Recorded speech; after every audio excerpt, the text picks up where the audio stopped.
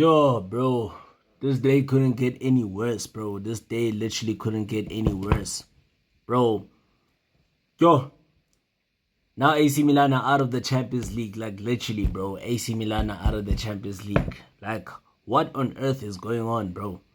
What on earth is going on? Yo, this is just madness, bro. It's football madness. Football madness. Once again, football madness. Okay, look, bro. So, AC Milan have like basically crashed out of the Champions League playoffs. You know, they now lost like 2-1 on aggregate, right? So that basically came after a perfect, start, which saw Santiago Jimenez actually score against his former side, Feyenoord. And then Theo Hernandez was sent off for like simulation. So that was basically like what? A 1-1 draw on the night. Basically now AC Milan go home back. They go home. They're out of the Champions League. And basically, remember with AC Milan, their league form is also as horrendous as their Champions League form. So, I don't know, man. So, yeah, man. Following last week's 1-0 deficit, like 1-0 defeat in the Netherlands, right?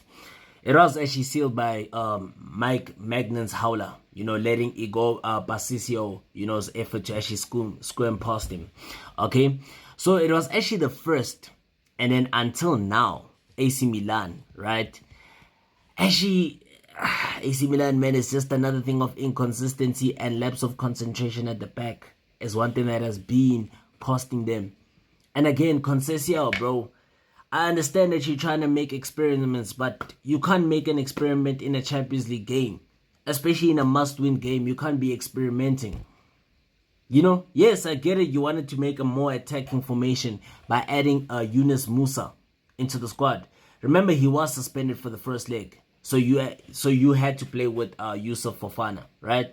And then Emerson Royal, Ruben Loftus-Cheek, as well as Alessandro Florenzi. They were also injured, okay? So Alex Jimenez as well as Luka Jovic, actually captained. So the visitors actually missed Quentin Timber, Ayese Uda, Grenad Truna, and then also Mboeng Huang, right? And Ramiz Zerouki.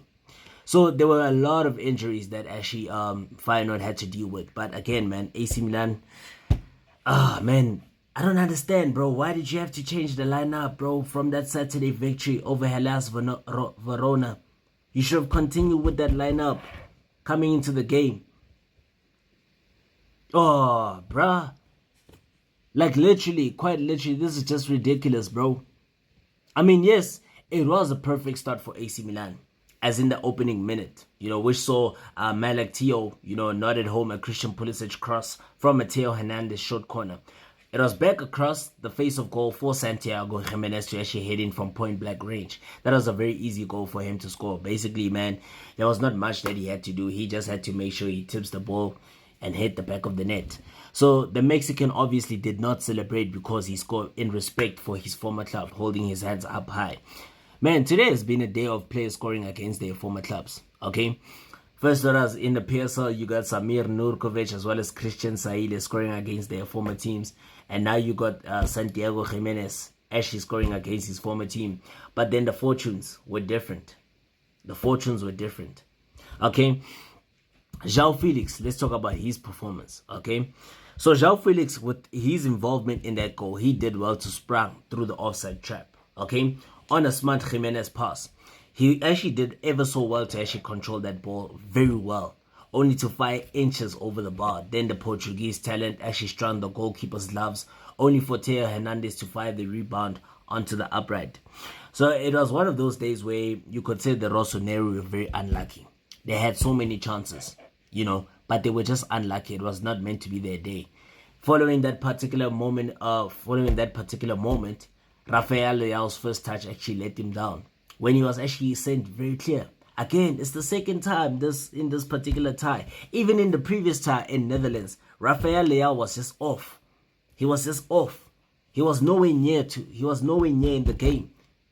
Even I remember he had that counter-attacking opportunity where he was basically one-on-one with the goalkeeper, and then he took an extra touch. He literally allowed that Feyenoord defender to actually catch up with him.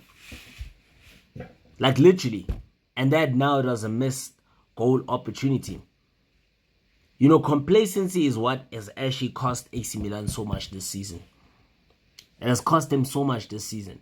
And again, following that particular moment in time, there was a double opportunity at the dawn of the second half, with first Hanko's desperate block to stop João Felix tapping in the Theo Hernandez pullback, and then Kyle Walker's angle drive testing the goalkeeper.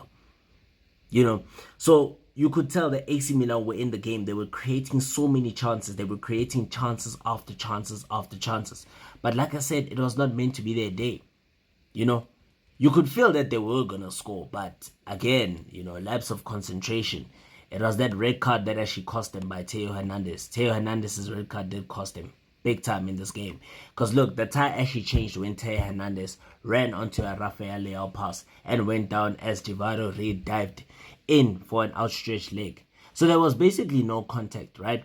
And then the referee decided to judge it to be sufficient to a second yellow card as simulation, having been booked just before the break for a pointless foul on Anis Musa. So that's just one of those days, man. Lapse of concentration once again, because that red card really, it really cost AC Milan so much. It just took away the momentum. And now the momentum was on Feyenoord's side. Because you could feel that now Feyenoord, yes, we're playing with one man. We have a one-man advantage. Basically, now we're playing away from home. This is our best chance to beat them. And that's what we're going to do. All we just need to do is just to score one goal. Then we through to the next round. And that's exactly what they did. Because Feyenoord started pouring on the pressure to take advantage of that one-man, of AC Milan's one-man deficit. And then Antonio Milambo nodding over the bar. And then following that particular moment in time, you saw a tactical change from the AC Milan coach, Sergio Conceição. He then introduced Fofana, moving João Felix as a false number 9.